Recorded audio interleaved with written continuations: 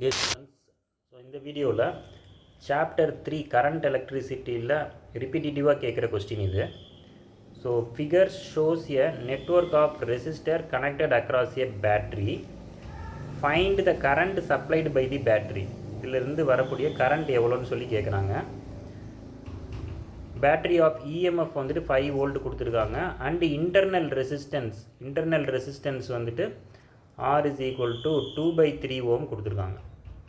Okay, முதல்ல இந்த bridge type resistors connect பண்ணியிருக்காங்கல்ல, இது வந்து வீட்ஸ்டோன் பிரிட்ஜான்னு செக் பண்ணிக்குவோம். ஸோ வீட்ஸ்டோன் பிரிட்ஜுக்கு ஃபார்முலா வந்துட்டு என்னது? ஃபார் எக்ஸாம்பிள் இது வந்துட்டு R1 வச்சுக்குவோம், இது R2, இது R3, இது R4. R1/R2 is equal to R3/R4. இந்த ரிலேஷன்ஷிப்பு ஸ்டாட்டிஸ்ஃபை ஆணுச்சுன்னா அது வந்துட்டு Wheatstone bridge.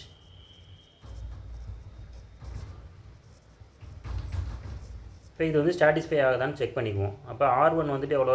8 divided by R2 வந்து 4 which is equal to R3 2 divided by R4 வந்து 1.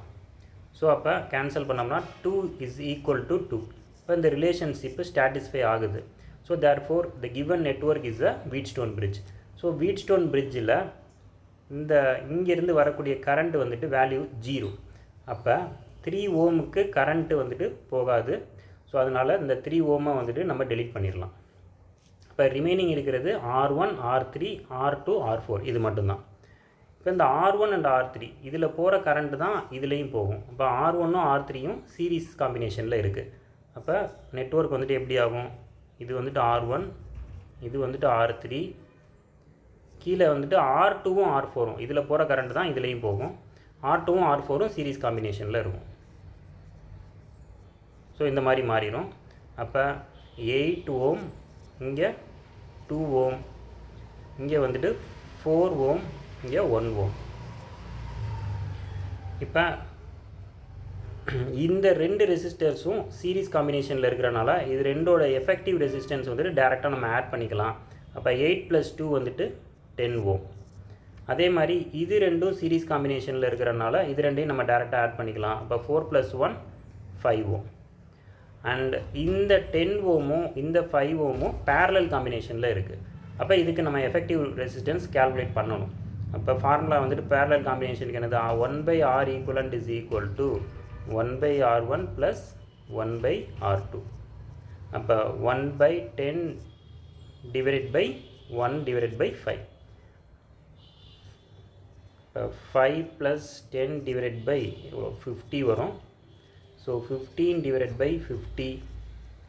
ஸோ 5 3 5 10. அப்போ 1/R equivalent is equal to 3/10 வருது. அப்போ R equivalent is equal to இதை reciprocal எடுத்தோம்னா 10 டிவைடட் பை 3ன்னு வந்துடும். இப்போ R equivalent நம்ம கால்குலேட் பண்ணியாச்சு. அண்ட் இப்போ என்ன கேட்டிருக்காங்க? Current supplied by the battery கேட்டிருக்காங்க. இப்போ ஃபார்முலா என்னது? I is equal to V divided by R. இதுதான் formula.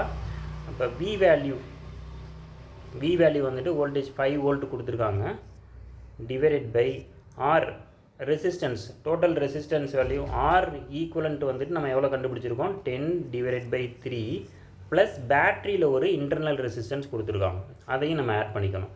So 2 divided by 3. So டோட்டலாக வந்து 5 டிவைடட் பை 10 + 2 12 டிவைடட் பை 3ன்னு வரும். அப்போ 5/4 is equal to 1.25 ampere. So இதான் வந்துட்டு என்னென்னா current supplied by the battery. So இந்த கொஸ்டினில் பார்க்கும்போது வீட்ஸ்டோன் பிரிட்ஜ் மாதிரி இருக்கிறனால வீட்ஸ்டோன் பிரிட்ஜான்னு செக் பண்ணிக்கிறோம். வீட்ஸ்டோன் பிரிட்ஜாக இருந்தனால இந்த சென்ட்ரல் இங்கேருந்து வரக்கூடிய கரண்ட் வேல்யூ 0. அதுக்கப்புறம் வந்துட்டு இது ரெண்டும் சீரீஸ், கீழே இருக்கிற ரெண்டும் சீரீஸ், அதுக்கப்புறம் இந்த ரெண்டு காம்பினேஷனும் பேரலில் இருக்கும். அதுக்கு எஃபெக்டிவ் ரெசிஸ்டன்ஸ் கால்குலேட் பண்ணிவிட்டு அதுக்கப்புறம் நம்ம கரண்ட் வேல்யூ கால்குலேட் பண்ணுறோம்.